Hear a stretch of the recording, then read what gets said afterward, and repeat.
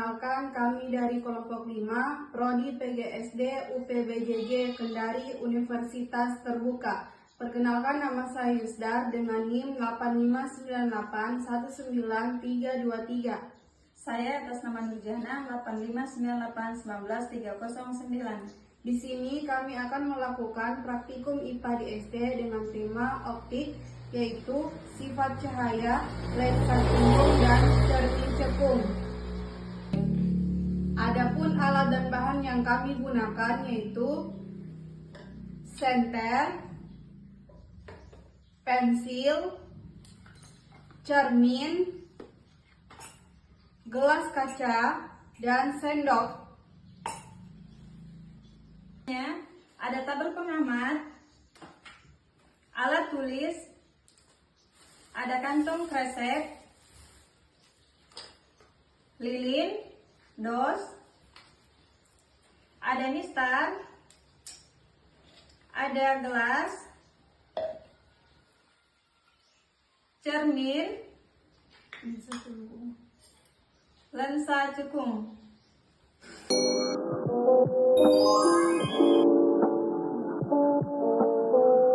Cahaya adalah energi berbentuk gelombang elektromagnetik yang dapat dilihat oleh mata manusia. Cahaya membantu kita melihat benda di sekitar karena memantul dari benda tersebut menuju mata kita. Pertama-tama, mari kita luruskan 3 kardus yang sudah dilubangi dengan sejajar dengan lilin yang sudah dinyalakan. Nah, dapat kita lihat ya teman-teman bahwasanya cahaya itu dapat merambat lurus. Selanjutnya dapat kita buktikan dengan menggunakan senter. Di sini juga dapat kita lihat bahwasanya cahaya dapat merambat lurus. Yang kedua yaitu sifat cahaya dapat menembus benda bening.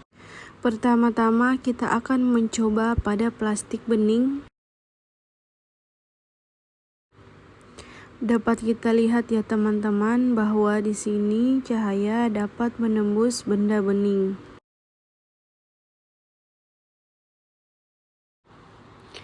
Kemudian yang kedua yaitu kami menggunakan gelas kaca. Kita lihat di sini bahwa cahaya yang dipantulkan oleh senter itu dapat menembus pada gelas kaca.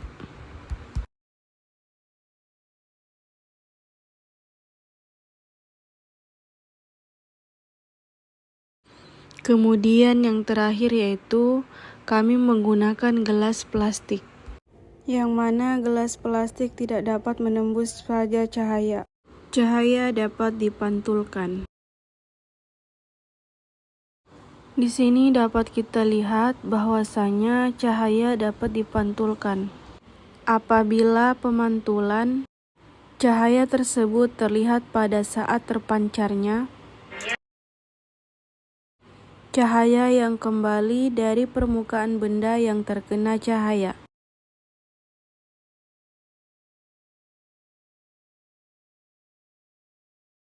Di depan kami sudah ada 1 gelas air dan 1 buah pensil. Masukkan pensil di dalam air. Bagian pensil yang di dalam air kelihatan patah atau bengkok sama lebih gede dibanding bagian yang di atas air. Padahal pensilnya itu utuh atau lurus. Langkah percobaan. Langkah pertama, susun lensa dan letakkan di depan layar dan sumber cahaya.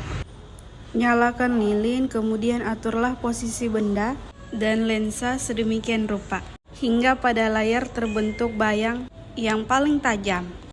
Setelah bayangan paling tajam diperoleh, kita akan mengukur jarak benda yaitu dari lilin ke lensa dan jarak bayangan dari lensa ke layar.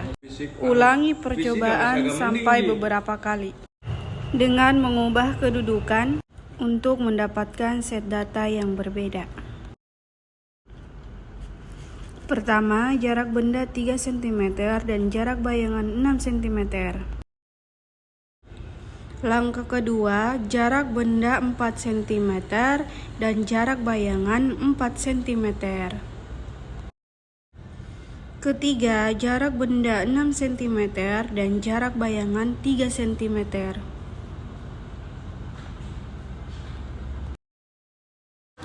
Percobaan yang kedua yaitu cermin cekung.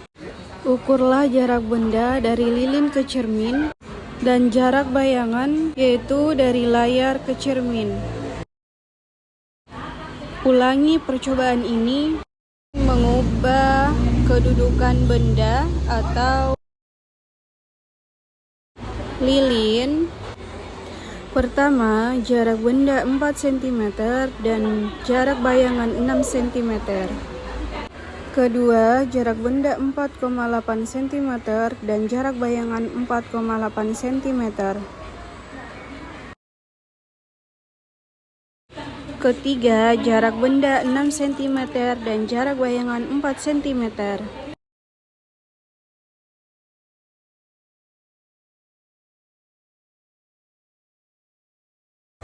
Kesimpulannya, 1. Cahaya dapat merambat lurus apabila saat perambatannya tidak dihalangi oleh benda lain.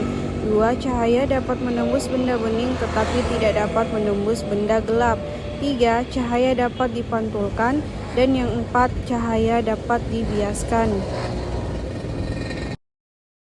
Lensa cembung adalah lensa konvergen atau lensa yang mengumpulkan cahaya berdasarkan ketiga data pengukuran. Jarak fokus rata-rata adalah 2,0 cm. Sehingga kekuatan lensa yang dihasilkan yaitu 5,0 dioptri. Cermin cekung adalah cermin konvergen atau cermin yang mengumpulkan cahaya yang dapat memantulkan hampir semua cahaya yang datang. Berdasarkan ketiga pengukuran tadi, jarak rata-rata cermin cekung adalah 2,4 cm. Secara umum, baik lensa cekung atau cermin cembung dapat digunakan untuk membentuk bayangan nyata, asalkan benda diletakkan di luar titik fokus dan jarak fokusnya dapat ditentukan secara konsisten dengan persamaan yang sama.